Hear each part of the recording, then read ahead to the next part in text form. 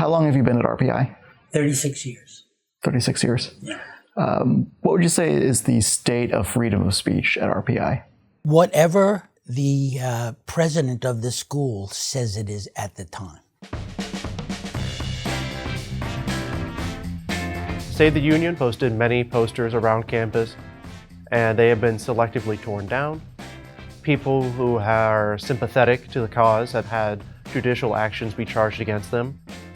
I had a judicial action against me, one for operating a business. I have that one, as well as one for being at the protest. And the operating a business states that a student at Rensselaer Polytechnic Institute cannot solicit funds for a business.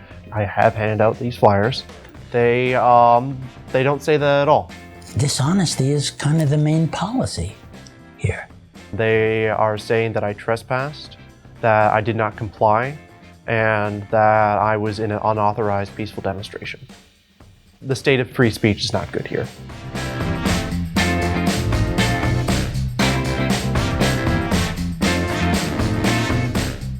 So the Rensselaer Union is very interesting. It's very unique. I would say it's the only student-run union that is in a private university in the United States. The Rensselaer Union is at the center of a battle between a student group and administrators. Rensselaer Polytechnic Institute administrators have repeatedly threatened and censored students who criticize administrators' efforts to become more involved in the Rensselaer Union. One group, Save the Union, has been particularly active in promoting student control over campus life. The Institute went so far as to tear down the group's posters, refuse student demonstration requests, and charge students with bogus policy violations.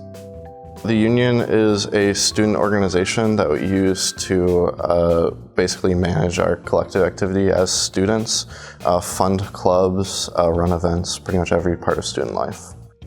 As my duty as a TA to help foster a positive learning environment here, it was a concern of the undergraduates that the student-run union was going to have a more or less hostile takeover by the administration. The 13th was a Friday, and that weekend was also the launch of the Rensselaer Polytechnic Institute capital campaign that Dr. Jackson, the Institute president, was overseeing. The purpose of it was to have a black tie event at both Impact, which is the Experimental Music Performing Arts Center, and also the Folsom Library. There was a demonstration in response to the subversion of student rights. Our union, our voice! Our union, our voice! Our union, our voice! The administration put up a fence around about a third of our campus. Rensselaer put up a fence during the October 13th demonstration. Why? To keep the student body away from the donors and their alumni. About a day before, they said it was for fireworks safety, despite saying in previous written flyers that the best place to see the fireworks was inside the fence. A number of the alumni walked out to the protesters and joined us, came over and shook our hands and had solidarity with us, recognized that what was going on here was completely inappropriate. Do you buy the explanation that RPI needed to have a fence there because of fireworks? No. Do you think the fences were about fireworks? Well, of course they weren't about fireworks. The fireworks were held down here.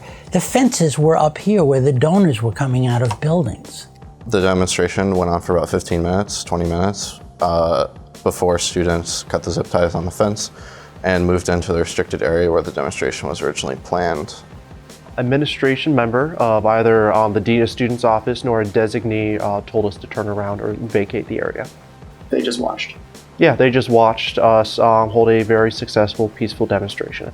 What happened after the demonstration? Pretty much nothing for a month until 2 students were given judicial notices. One charge that is based on no one trying to seek commercial profit by soliciting in the dorms is being used to prosecute a student for actually just asking students to come to the protest. That's the last straw for me. Why would I be trying to raise money? The flyer was about educating the underclassmen. Maybe like 8 to 10 students were given unofficial emails starting an unofficial inquiry. I was one of those students. This is an issue that affects not just the students at the undergraduate or graduate level, nor just the administrators and nor just the faculty. The culture of fear and the willingness to speak out is something that the faculty feels and has felt for so long. Would you say that Rensselaer demonstrates a respect for free speech? Absolutely not. The actual official policies of RPI are anti-free speech.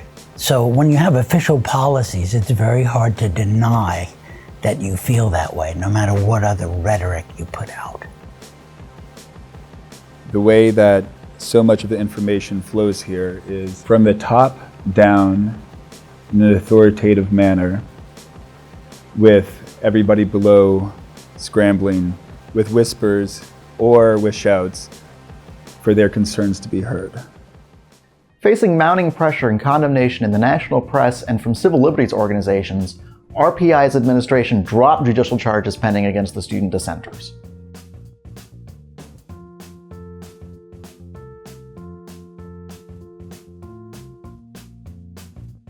If you support Save the Union's right to speak out and want RPI to revise their policies, click here and click Take Action.